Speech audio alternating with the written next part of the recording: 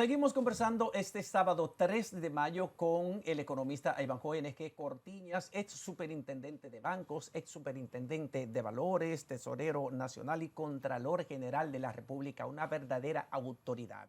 Antes de irnos a la pausa, le cuestionaba que antes de la pandemia la República Dominicana mantuvo 6 décadas de crecimiento permanente sostenido. Sin embargo, eso no se tradujo en una mejora en la calidad de vida de la mayoría de la gente, o sea, no se tradujo en una reducción apreciable de la pobreza. Lo que quiero saber es si ahora con estas proyecciones que hay de crecimiento económico podremos ir saldando esa deuda social acumulada de que el crecimiento económico no beneficie a determinados sectores, a los mismos de siempre, sino que también contribuya a mejorar la calidad de la vida de la gente más pobre.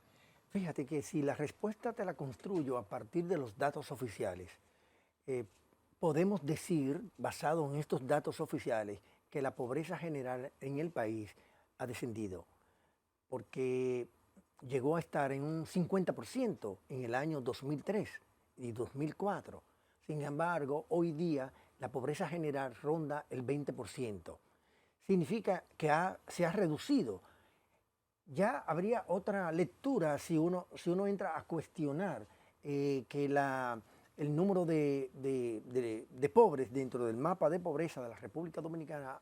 Si lo cuestionamos, pudiéramos decir que cómo es posible que si reducimos la pobreza en esos niveles que ellos han dicho, entonces los programas sociales a nivel de los distintos programas, porque son muchos programas, pero vamos a decir de las acciones sociales gubernamentales han crecido conforme a los números también que ofrece las finanzas públicas. Entonces como que es una contradicción entre el aumento de estos programas versus la disminución de la cantidad de pobres en el país. Lo cierto es que la pobreza sigue siendo un desafío para las políticas públicas. Y ese desafío tenemos que entenderlo y apreciarlo así, con esa gravedad, porque la pobreza es una expresión de poca calidad en la educación. Y sabemos cómo es la educación pública del país. La pobreza se expresa a través de la atención en salud y sabemos de las carencias que hay en nuestros hospitales. Carencia no solamente a nivel de que la infraestructura están casi colapsando, muchas de ellas, sino que faltan instrumentos y herramientas básicas, elementales de equipos médicos y de personal también médico. Pero también si usted lo extiende digamos, a un área de recreación que está asociada a lo social, como es el deporte, usted encuentra que las instalaciones deportivas están todas deterioradas, con la excepción de algunas que están siendo intervenidas por los Juegos Centroamericanos que se van a celebrar en el 2026. Y así puedo seguir enumerando áreas en donde la ausencia de la mano pública, de la acción pública, deja más al descubierto esta vulnerabilidad de los grandes sectores de la vida nacional. Y también explica, en parte, por qué tanta gente quiere seguir saliendo del país y yéndose a los Estados Unidos, Sí, como decíamos. pero ¿no será, señora Ivanhoe, que de cierto modo a los gobiernos y a la clase política le conviene mantener ese segmento de la población en la pobreza con fines políticos? Porque usted sabe que se utiliza mucho la pobreza y las necesidades de la gente y la carencia como para campañas políticas, con fines políticos. Yo quisiera pensar que no.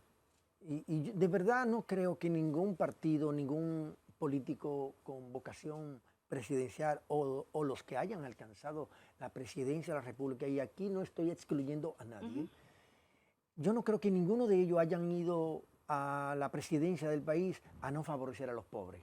Yo creo que en intención todos han tenido esa vocación de querer resolver al menos parte de sus problemas, si no todos, una parte.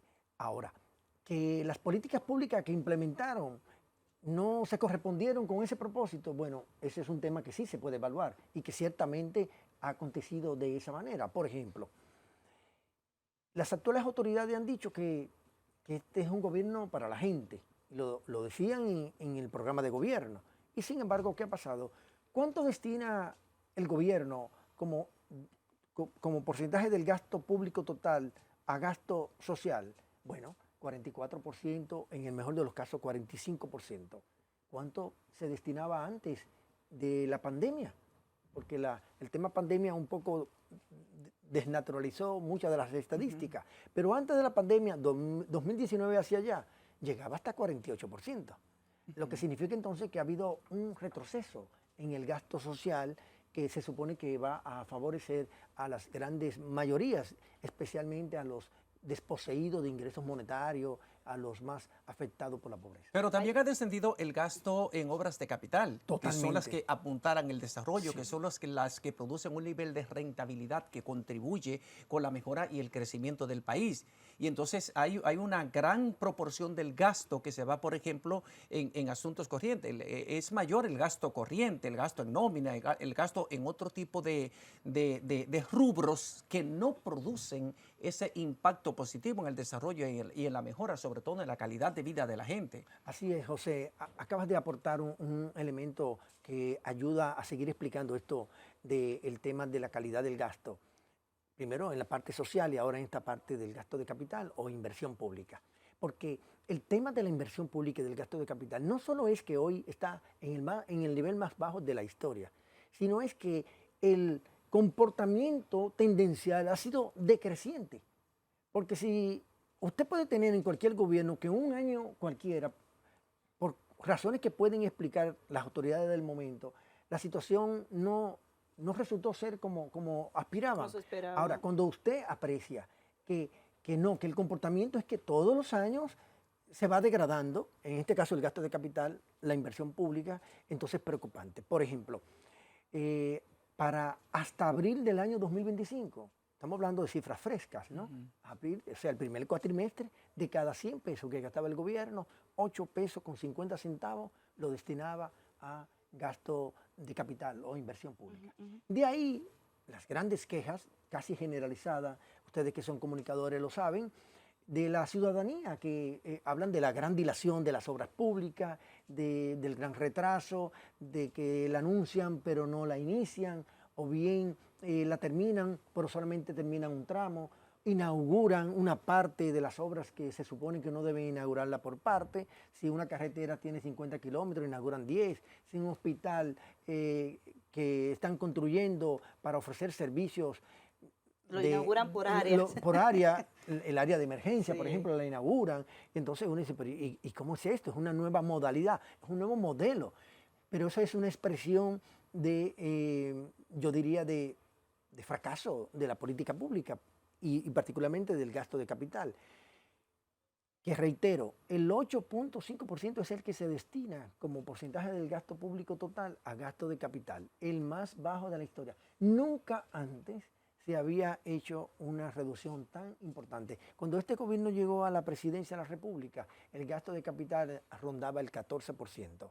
Vamos, doctor, a analizar un poco cómo ha sido la aplicación de las políticas económicas de este gobierno en sentido general, que sigue apostando a la inversión extranjera, sigue apostando a las exportaciones y sigue apostando al turismo como los principales motores que mueven la economía dominicana. Con esa gran capacidad y autoridad que tiene usted para hablar del tema, ¿cómo califica la política económica de este gobierno? Mire, si la analizamos desde el punto de vista de las dos grandes áreas de la economía, que es la monetaria y la fiscal, yo pudiera decir que la monetaria puede presentar algunos éxitos, como por ejemplo que ha terminado controlando la inflación, pero ha fracasado en términos de poder reducir la tasa de interés en el sistema bancario, que no ha podido alcanzar el efecto traspaso con su política monetaria.